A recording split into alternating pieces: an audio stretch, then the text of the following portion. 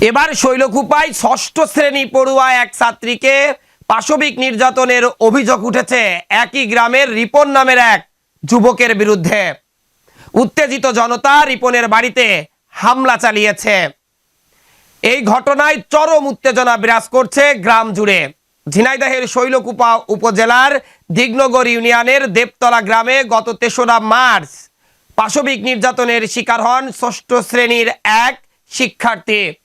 পরে তিনি শারীরিকভাবে অসুস্থ হয়ে পড়লে পরিবারের লোকজন সবার অগোচরেই তাকে কুষ্টিয়া সদর হাসপাতালে নিয়ে যান এবং সেখানে চিকিৎসাধীন অবস্থায় তার অবস্থা কিছুটা উন্নতি হলে বাড়িতে আনা হয় তাকে। এরপর পরিবারের লোকজন মারফত স্থানীয়রা জানতে পারে যে শিশুটি পাশবিক নির্যাতনের শিকার হয়েছেন। এরপর শিশুটির পরিবারের লোকজন স্থানীয়দের সাথে আলাপচারিতার পর শৈলকুপা থানায় একটি এজাহার দেন এবং সেটি মামলা হিসাবে অন্তর্ভুক্ত হয়েছে। তবে এই ঘটনা শৈলকুপায় জানাজানি হওয়ার পর উপজেলার দেবতলা গ্রামে উত্তেজিত জনতা রিপনের বাড়িতে গিয়ে হামলা চালায়। খবর পেয়ে দ্রুত সময়ের মধ্যে ঘটনাস্থলে উপস্থিত হন শৈলকুপা থানার ভারপ্রাপ্ত কর্মকর্তা ওসি মাসুম খান সহ তার সঙ্গীয় ফোর্সরা। একই সাথে শৈলকুপায় দায়িত্বরত বাংলাদেশ সেনাবাহিনীর সদস্যরাও ঘটনাস্থলে এসে পরিস্থিতি শান্ত করে।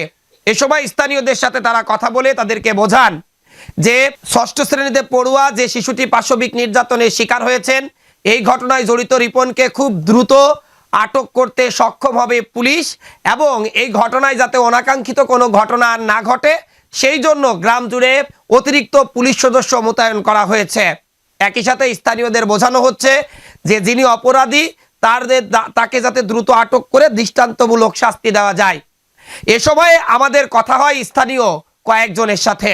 তারা আমাদেরকে বলেন, শুনেছি এরকম একটা মেয়ের ধর্ষণ করেছে, আমরা দেখিনি, শুনেছি যে এরকম ঘটনা এসে এখন আজকে আমরা সন্ধ্যার সময় এসে বাড়িতে সব লোকজন মিছিল নিয়ে আসি যে বাড়িতে ধরবো এগুলো আমরা আসলাম। আসলে এটা আমার নিজের ইউনিয়ন, আমি শুনতে পাচ্ছি কিছুক্ষণ আগে যে এরকম একটা ঘটনা হয়েছে, শোনা মাত্র আমি এখানে মুভ করছি। আসলে সুস্থ বিচার আমরা চাচ্ছি,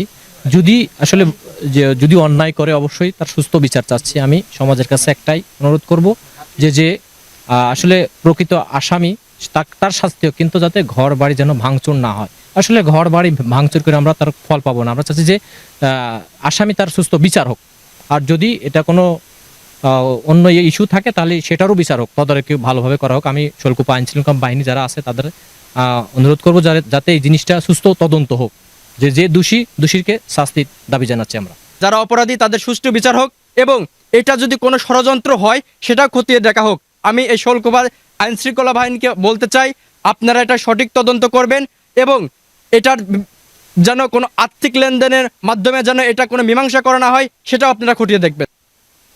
অন্যদিকে সেই অভিযুক্ত রিপনের মা ও স্ত্রীর সাথে কথা হয় আমাদের। তারা আমাদেরকে বলেন, আমার না কিছুই ঘটেনি, আমি তো কিছুই দেখিনি, আমি বাড়িতে কোথাও যাইনি, কিছুই ঘটেনি। আমার হাজব্যান্ড একবারে নিরপরাধ, আর ওই দিনকে সে আমার সঙ্গেই ছিল। তারা সম্পূর্ণ বানোয়াট এই গল্পটা বানাইছে। Desk report, eagle TV news.